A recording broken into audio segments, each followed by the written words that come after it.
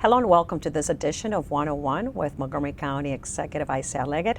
I'm Lorna Virgili. Thank you very much for watching. Hello, Mr. Leggett. How are you? How are you doing?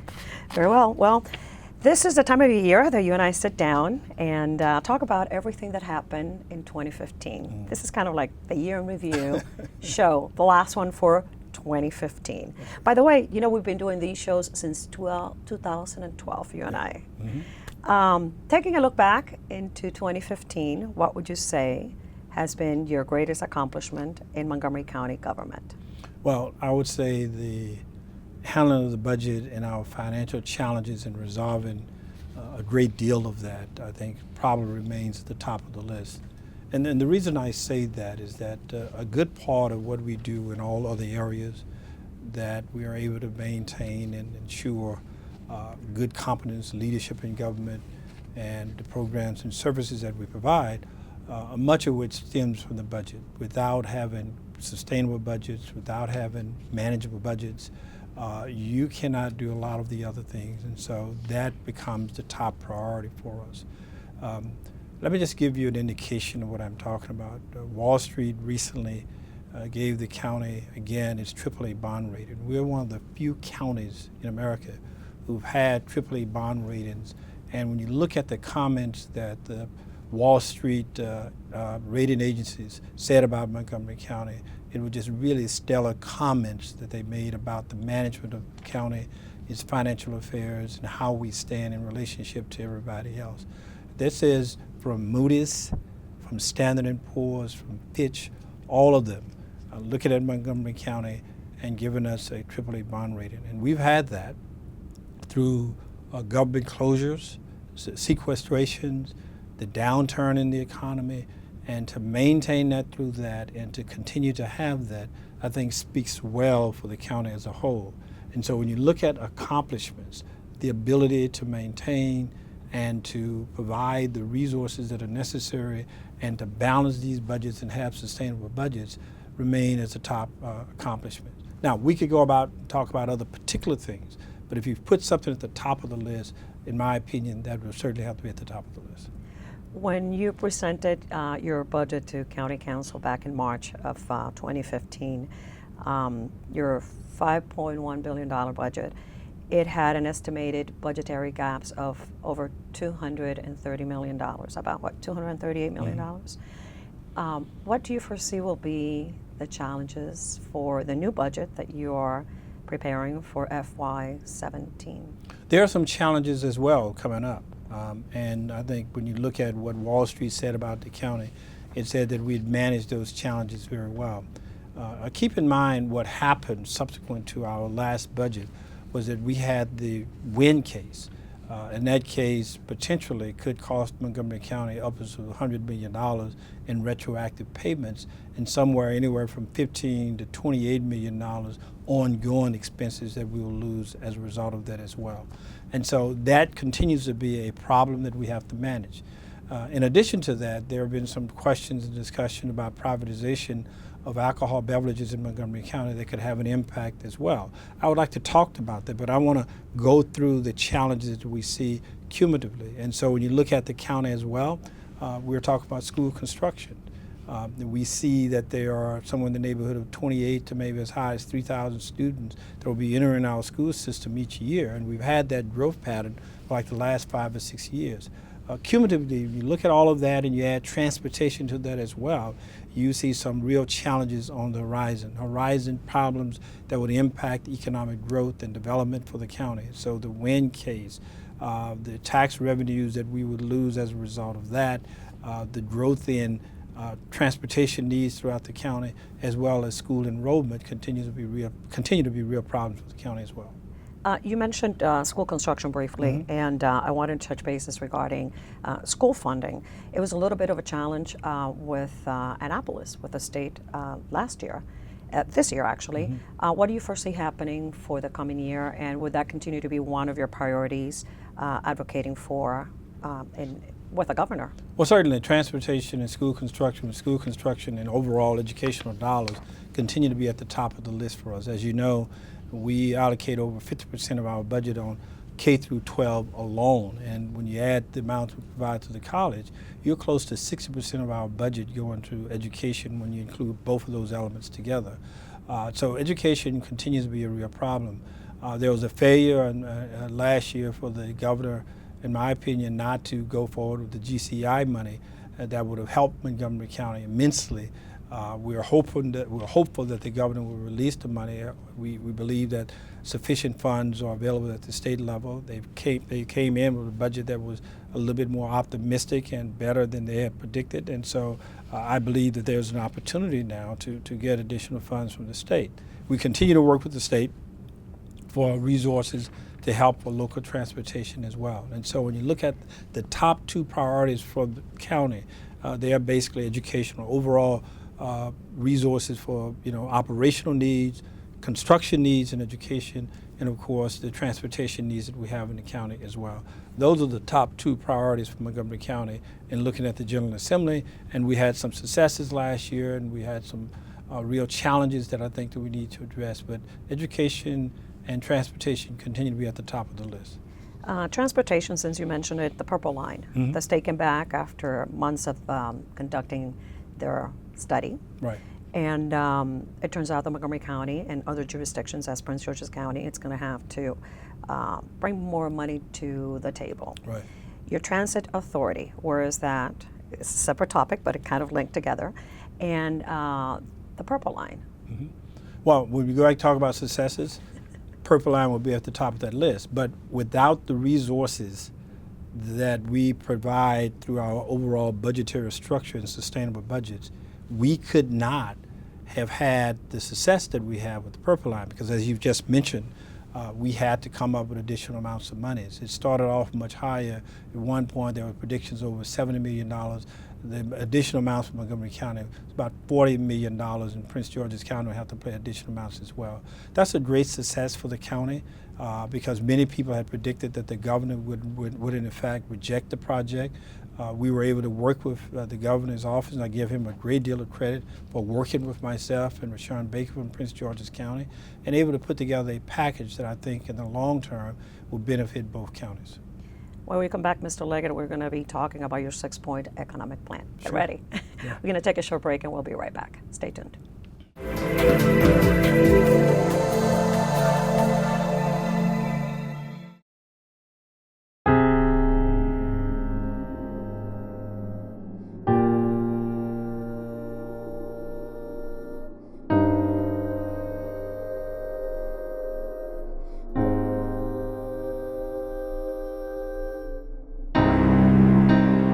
There's a reason why area law enforcement are out enforcing pedestrian and traffic safety laws and preventing killer pedestrian crashes.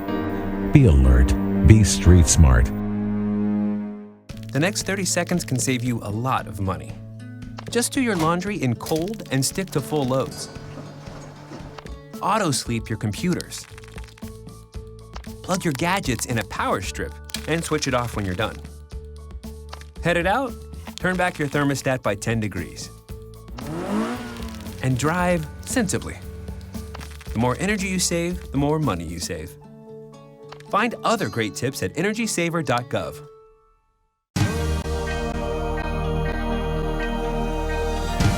Be active, Montgomery. Woo! Be active,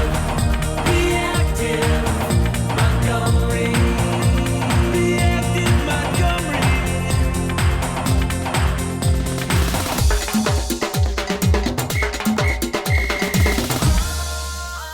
Be active, Montgomery.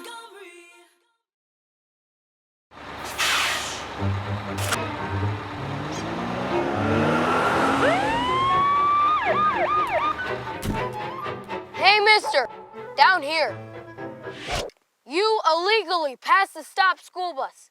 I'm placing you in timeout. And this timeout means big fines, plus you really could have hurt somebody. That's why school buses are being equipped with video cameras to help kids like me stay safe. So respect the bus.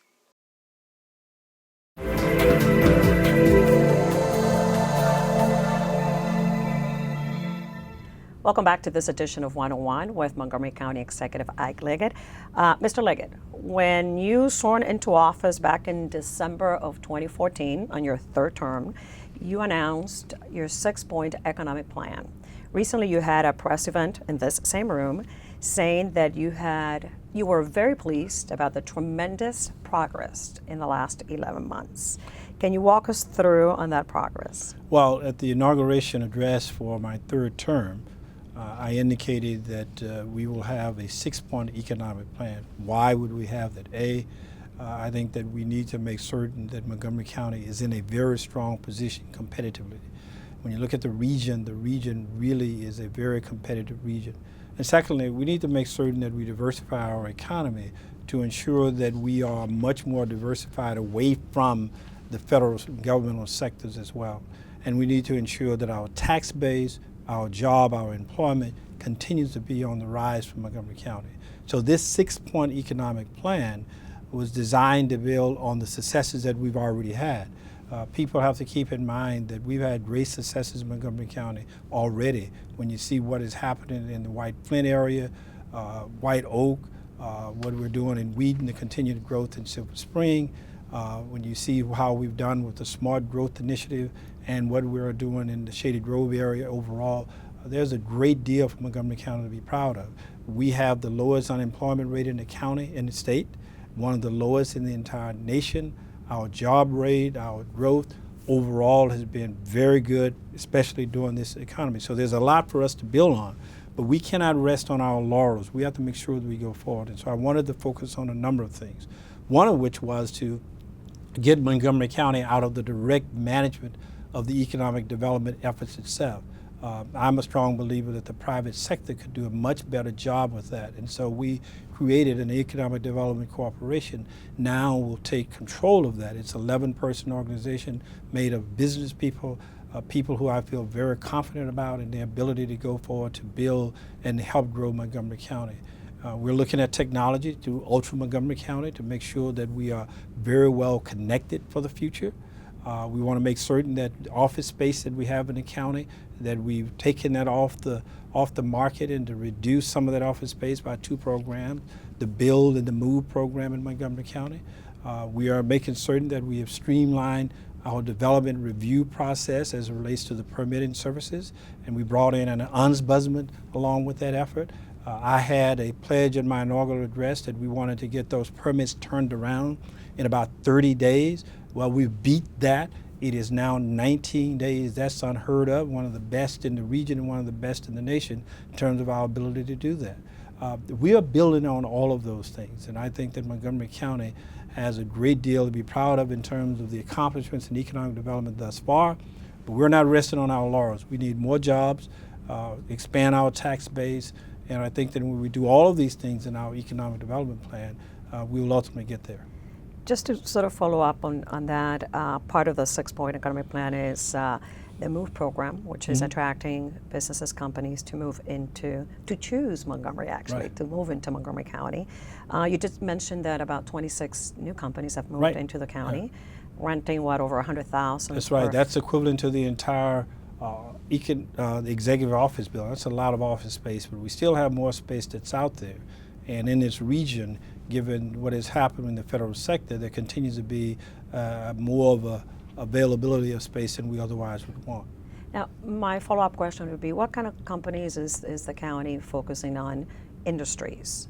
Well, first of all, we're interested in all of those that will bring jobs and expand our economic growth and development in terms of our ability to move those forward. Now, certainly we will not look for heavy industry and those kinds of things, but we are mostly focused on technology, smart growth kinds of moves.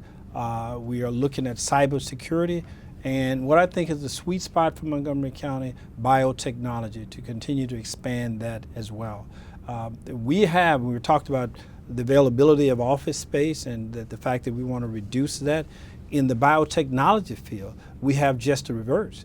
We are running out of space in terms of lab space, and we are looking to find additional lab space because we have grown much faster than what I think we originally had predicted in terms of the availability of lab space. So we are running out of lab space, which is a good thing, and we have too much additional office space, which is a bad thing, and the build and the move programs are designed to address that. Now, tied to that is WorkSource Montgomery Inc., which was created to develop additional vocational programs.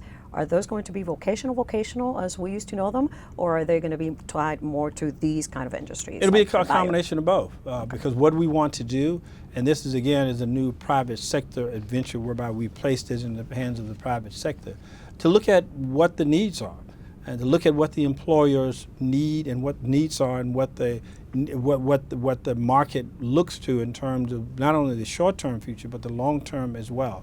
Combine that with our colleges and our educational institutions so that we can respond to that demand, to have people who are well-trained, well-educated, and experienced to go into those jobs. And so it may be in some areas technology related to automobiles. It may mean working vocational kinds of jobs in construction areas, electrician, plumbers. It may mean, for example, that there are needs in places like the hospital, or it may mean that we need additional lab technicians and people to operate in cybersecurity. I can't answer that question, and this is why we have this cooperation that's working with the private sector so that they can help figure that out and we can respond to it. One of the things that happened in this room plenty this year was a lot of bill signing. Mm-hmm. But one did not happen here. Actually, it was at the Silver Spring Civic Center, and U.S. Secretary of Labor Tom Perez was in attendance, and it was the signing of the sick leave Right. here in Montgomery County, which actually did put Montgomery County at the forefront among very few counties throughout the nation that do have this protection for employees. Well, I was delighted that Secretary Perez joined us. But the efforts were a combination of a local leadership on the part of a number of people in Montgomery County, George Leventhal, Nancy Navarro, and a number of other people on the county council, Mark Eldridge and others, really spearheaded a very strong drive to move Montgomery County really to the forefront of the national agenda, because in many ways, when you look at our employees, far too many of them have to choose between staying home, going to work sick, losing pay without any kind of option whatsoever. And I think that we can do much better than that. I'm hopeful that the rest of the region and the rest of the nation will join Montgomery County and other jurisdictions that are moving in this direction, provide sick leave and paid sick leave for people who are really need this in terms of their ability to continue to work and provide for their families. All right, Mr. Layer, we're going to take a short break, and then we're going to be right back. We're going to talk about the Silver Spring Transit Center. We'll be right back.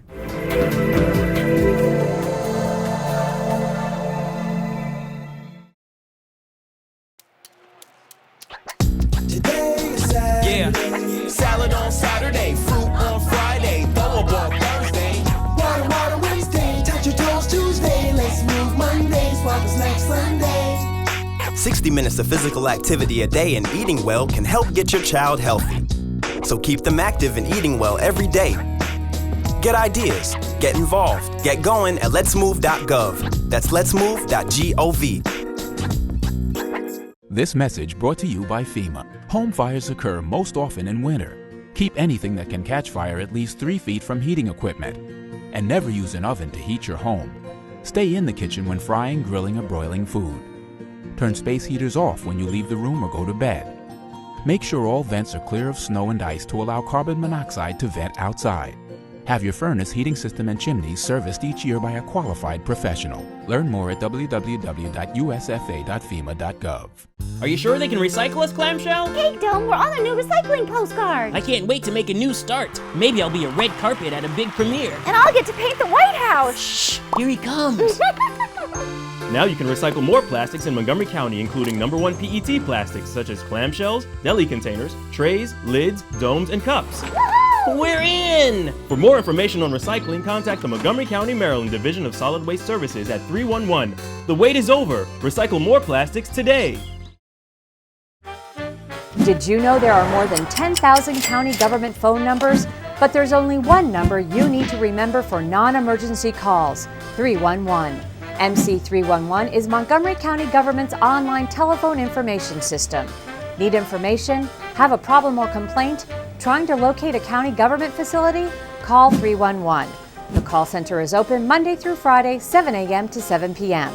The website is available 24 hours a day, 7 days a week.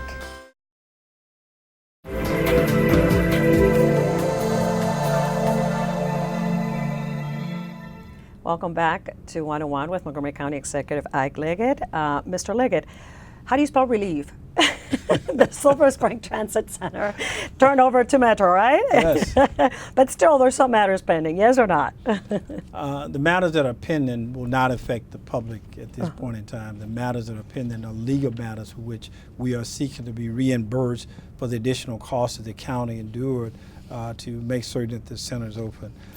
You'll be amazed at the number of people who've contacted me and who've gone through the center and who are simply amazed and thankful that it is open and thankful that they have that really accommodating acquisition here in Montgomery County, especially on days when you have inclement weather and people would have had to fight through rain or snow and other kinds of challenges. It is really a remarkable center and one that I think people are feeling very proud of right now.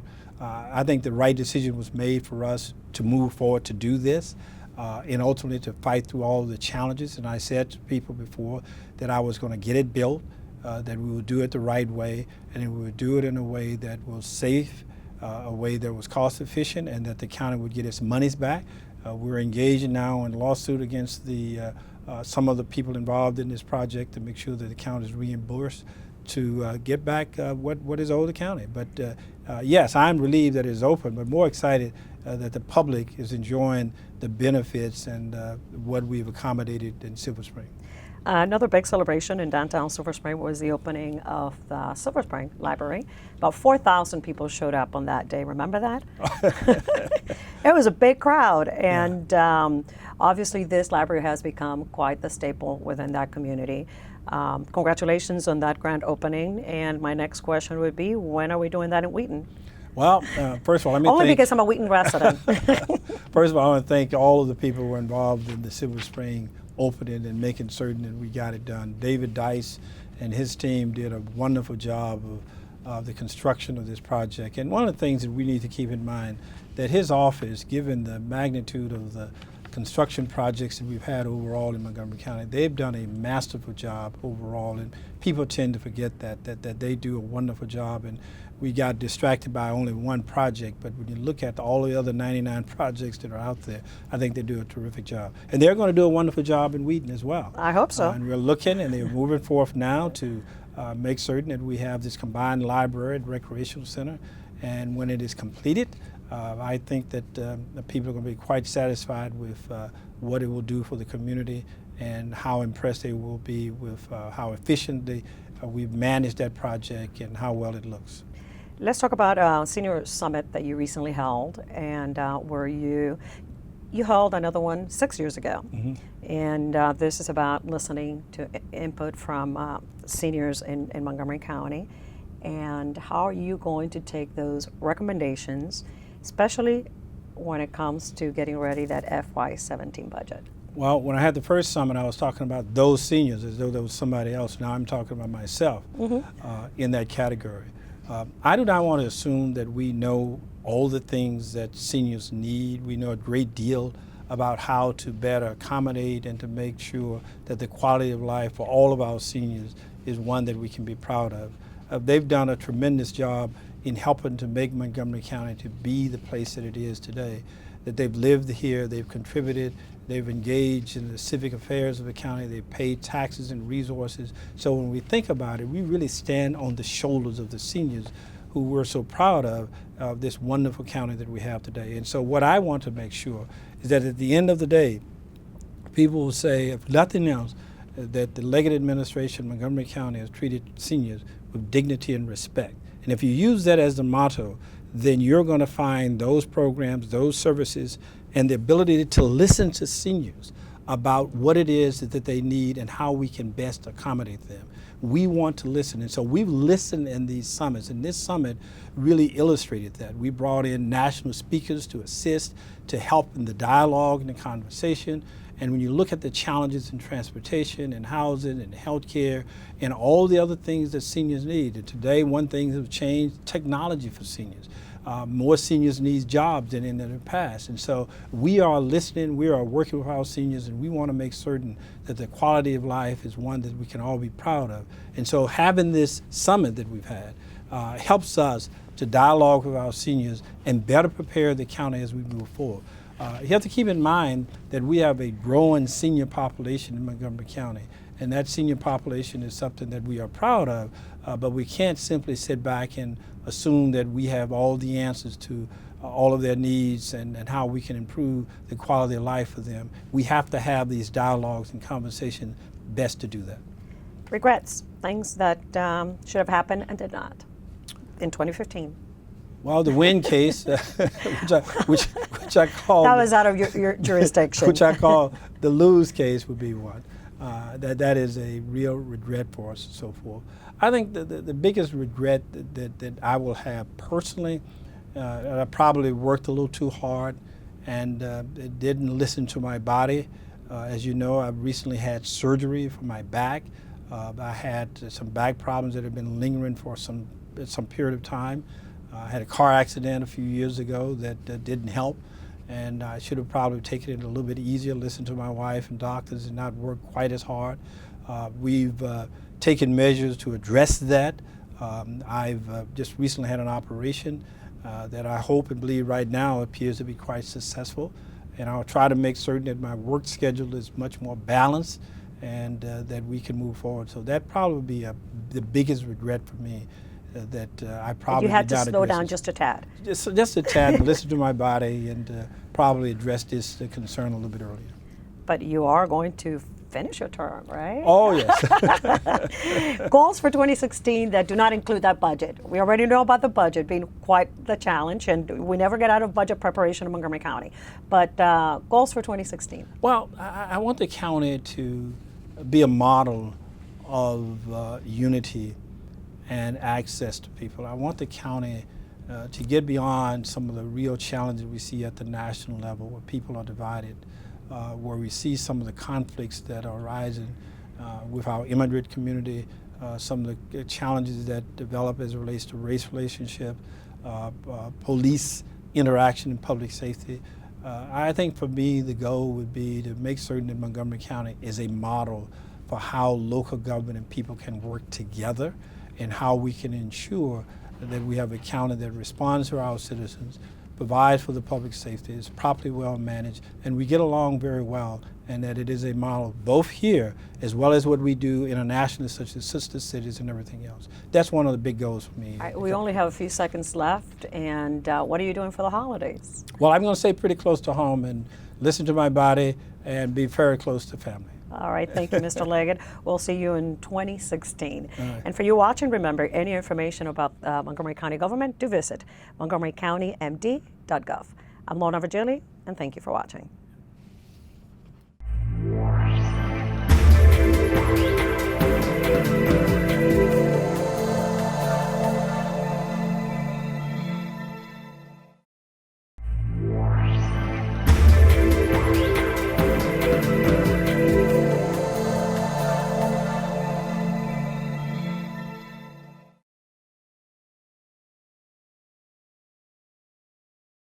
So, I'm kind of new here, but I've noticed a trend. My human does this funny thing where she goes around and gets all my toys, and then she hides them in that basket by the door. It's like, hello, that's where you put it last time. You were the worst at hide and go seek. In Montgomery County, we have a goal to reduce waste and recycle 70% of all waste by 2020.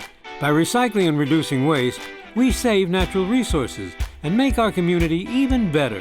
So recycle at home, work, school, everywhere, and keep recycling going. For more information, call the Montgomery County, Maryland Division of Solid Waste Services at 311 or visit montgomerycountymd.gov/recycling. Keep it going. Recycle more now.